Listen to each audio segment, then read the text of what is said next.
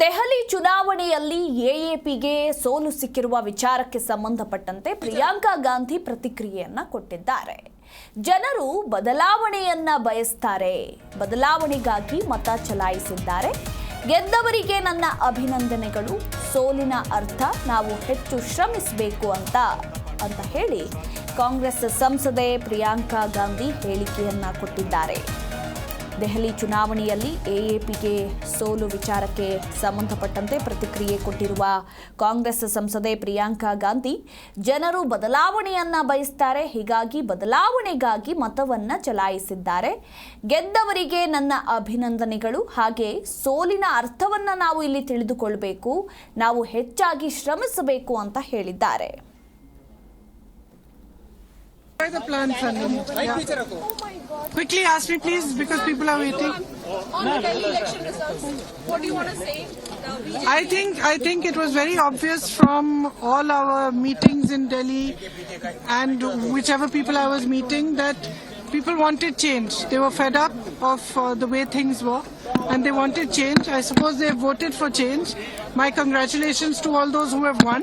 And for the rest of us, it just means we have to work harder and we have to stay there, be on the ground and be responsive to the people's issues. Thank you. Ma'am, just one more question. I'm sorry, I don't have time. I'm sorry, I have a lot of people. G Kannada news ಈಗ ನಿಮ್ಮ ಮನೆಯಲ್ಲೇ ನೋಡಿ. ಎಲ್ಲ ಕೇಬಲ್ಗಳಲ್ಲಿ ಈಗ ಲಭ್ಯ.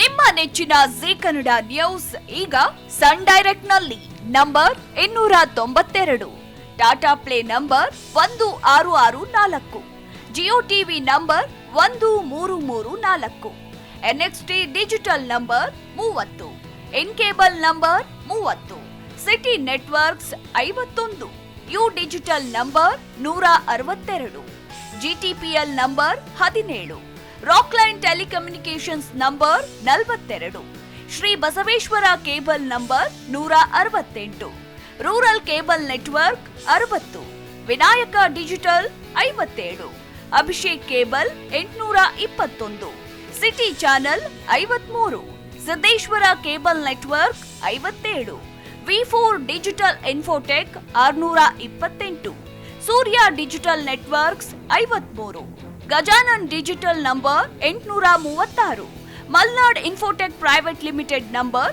56, Metrocast number 830, victory digital number 167ರಲ್ಲಿ ನೋಡಿ ಆನಂದಿಸಿ.